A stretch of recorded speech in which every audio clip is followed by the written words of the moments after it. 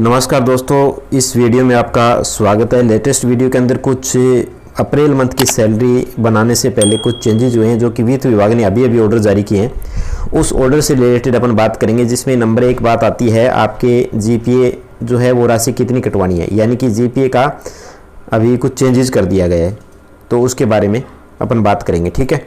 2 number बात आती है दोस्तों कि एनपीएस कटौती से रिलेटेड आप कैसे करेंगे। 3 नंबर इसमें जो आपको मैं बताऊंगा कि आरजीएचएस की जो है, क्योंकि 2004 के बाद जो एम्प्लॉय है उनका एनपीएस कटौती नहीं करनी है, जीपीएफ में होगा, तो उनके लिए आपको कैसे मतलब आरजीएचएस की कटौती कितनी करनी होगी। ठीक है। और 4 नंबर जीपीएफ 2004 के बारे में अपन बात करेंगे। तो चलिए वीडियो स्टार्ट कर लेते हैं फटाफट। वीडियो स्टार्ट करने से पहले आप इसे रिक्वेस्ट कि अभी तक आपने इस चैनल को सब्सक्राइब नहीं किया, सब्सक्राइब जरूर करें, बेल आइकन को दबाएं, वीडियो लाइक करें और शेयर करें। पिछली बार मैंने आपको जैसे कि बताया कि जीपीए आपको अनिवार्यतः 220 रुपये काटने हैं, लेकिन अभी इसका प्रीमियम चेंज हो चुका है, तो उसके बारे में सबसे पहले अपन बात कर लेते हैं कि प्रीमियम क्या चेंज हुआ है। अभी अभी ऑर्डर जारी हुआ वित्त विभाग के, उस ऑर्डर के अकॉर्डिंग आपको प्रीमियम करना है। इसमें आपको ये ध्यान रखना है, यहाँ मैं बता देता हूँ कि अगर आपका बिल वैसे बिल प्रोसेस नहीं हुआ है कभी किसी का भी, पहले आप चेक कर लेंगे कि बिल प्रोसेसिंग में जाके जैसे कि सैलरी प्रिपरेशन में आएंगे, और यहाँ आने के बाद में आप जैसे ही सैलरी बिल कन्फर्मेशन है, ठीक है, ये ऑप्शन जो आपको दिखाई दे रहा है, इस ऑप्शन के अकॉर्डिंग अगर आपका बिल प्रोसेस हुआ है तो इस प्रोसेस को आप यहाँ से डिलीट कर दोगे। ठीक है, ये जो ऑप्शन आपको दिखाई दे रहा है। और आगे अभी तक वैसे मोस्टली प्रोसेस नहीं हुआ है बिल, तो प्रोसेस नहीं हुआ है तो इसके दौरान आपको क्या करना है, अभी आप चेंज कर सकते हैं। ठीक है, जैसे मैंने पिछले वीडियो में बताया था कि ऐड बल्क डिडक्शन में जाके चेंज करेंगे, तो करना कितना है वो मैं आपको बता देता हूँ, और कैसे कैसे करना होगा वो सब इस वीडियो में अपन बात कर लेंगे।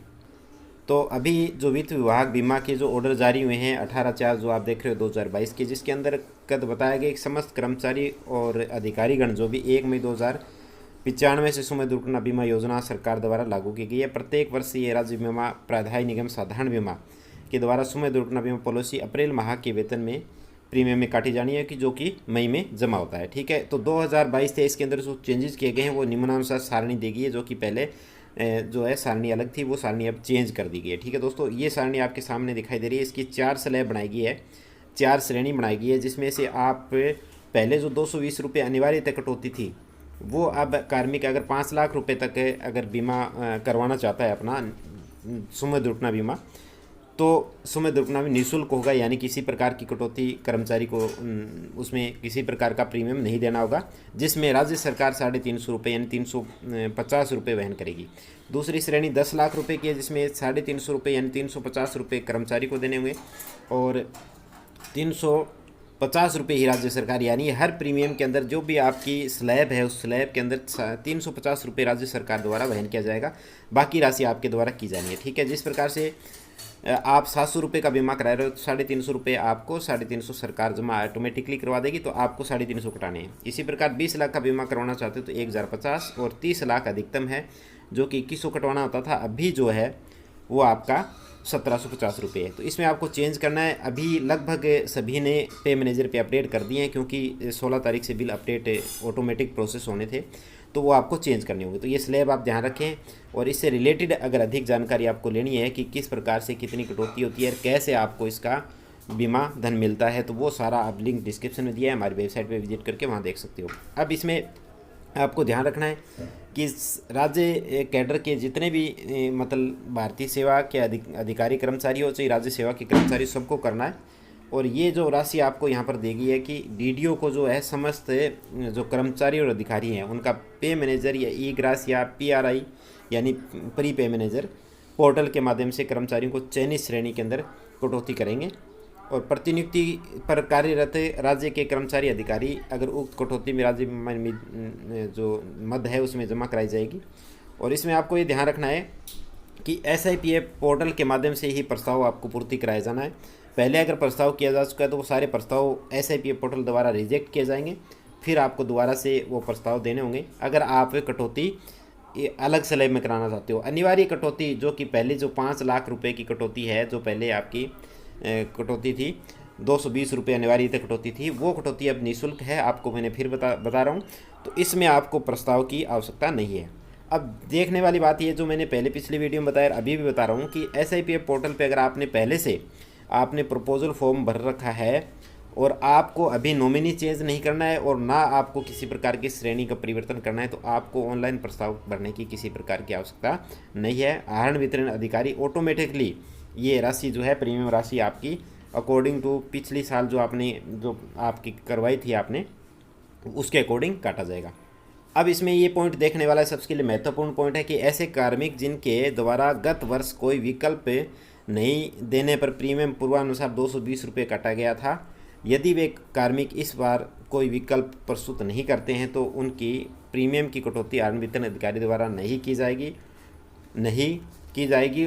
उन्हें उस श्रेणी के अंदर संख्या 1 में माना जाएगा, बीमा धन कवर प्राप्त होगा। ठीक है, यानी कि आप 220 रुपये कटा रहे हो तो अनिवार्यतः वो कटौती नहीं की जाएगी और उनको ऑटोमेटिकली ही श्रेणी 1 में मान लिया जाएगा। ठीक है, इसके अलावा जैसे जिस कार्मिक द्वारा आहरण वितरण अधिकारी एक बार विकल्प प्रस्तुत किए जाने और आहरण वितरण अधिकारी द्वारा प्रीमियम कटौती कर लिए जाने के बाद वर्ष के दौरान कार्मिक को विकल्प परिवर्तन नहीं कराया जाएगा। यानी एक बार अगर आपने कोई भी विकल्प भर दिया और आहरण वितरण अधिकारी ने अगर कटौती कर दी है तो फिर आप उस प्रीमियम को चेंज नहीं करवा सकते और बाकी अधिक बीमा धन हेतु जो अंतर्राष्ट्रीय कटौती नहीं कराई जा सकती। यानी कहने का मतलब मैं आपको समझाता हूँ, जिस प्रकार से आपने पहले निःशुल्क वाली ले ली और उसके बाद में आपका मूड कर गया 2 महीने बाद में कि 350 वाली करा दूँ, 350 कटौती मैं कटवा दूँ, तो ऐसा नहीं होगा। ठीक है, ये आपको ध्यान रखना है।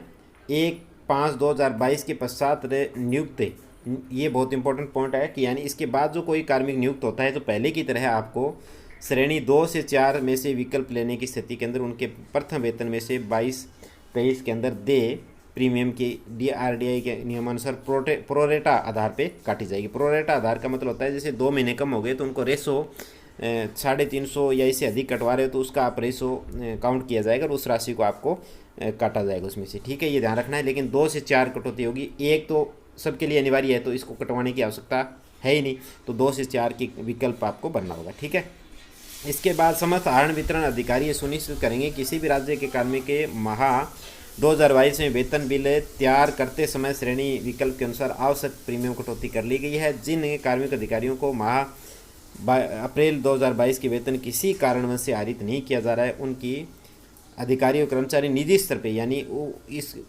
के अकॉर्डिंग निजी स्तर पे आपको SIPF पोर्टल से प्रस्ताव भर के और SIPF पोर्टल से ई-ग्रास पोर्टल पे डायरेक्ट करके और आपको 31/5/2022 तक ये राशि आपको बीमा धन की राशि जमा करानी होगी। ठीक है, ये आपको ध्यान रखना है। अगर कोई इस दौरान अगर ये प्रीमियम नहीं करवाता है तो ऑटोमेटिकली उसकी श्रेणी 5 लाख रुपए तक की ऑटोमेटिकली समझी जाएगी, जो कि निःशुल्क है। इसी प्रकार से पुलिस विभाग द्वारा वर्दीधारी अधिकारियों और कर्मचारियों को जिनके प्रीमियम का भुगतान राज्य सरकार द्वारा किया जाता है उन पर ये योजना लागू नहीं है। ठीक है, तो ये पुलिस के लिए हो गया। और इसमें जो नीचे दे रखा है कि 13/3/2006 के अंतर्गत नियुक्त प्रोफेशनल ट्रेनिंग के अनिवार्य रूप से लागू होगी, ये आपको ध्यान रखना है। सभी पे लागू है, कहने का मतलब चाहे वो प्रोफेशनल ट्रेनिंग में हो चाहे वो नवनियुक्त हो, सबके लिए मैंने बता दिया। इस ऑर्डर को अगर आप अधिकृत पाना चाहते हो तो हमारी वेबसाइट पे नीचे विजिट करो, वहाँ जाके आपको करना है। तो सीधी बात ये है, आपको सिंपली ये बात है कि अगर कोई 220 रुपये पहले कटवा रहा था तो अभी 220 रुपये उसका हटा देंगे आप और उसकी निःशुल्क कटौती ऑटोमेटिकली मानी जाएगी। इसके अलावा किसी ने 700 रुपये का विकल्प भरा है और आपने 700 अपडेट कर दिया है तो उसका 350 करेंगे और 1400 कर दिया है तो उसका 1050 करेंगे और अधिकतम अगर 2100 कर दिया है तो 1750 रुपये DDO को करना है। ठीक है, और इसका प्रस्ताव आपको प्रपोजल फॉर्म जो है वो SIPF पोर्टल अपनी लॉगिन पे जाके आपको करना है। ठीक है, एक ऑर्डर ये हो गया। दूसरे ऑर्डर NPS की बात करते हैं जो अभी आज ही जारी हुआ है। ठीक है, ये ऑर्डर आप उन लोगों के लिए है जो कि राजकीय उपक्रम स्वशासी निकाय और विश्वविद्यालय में जो लागू हैं उनके लिए है।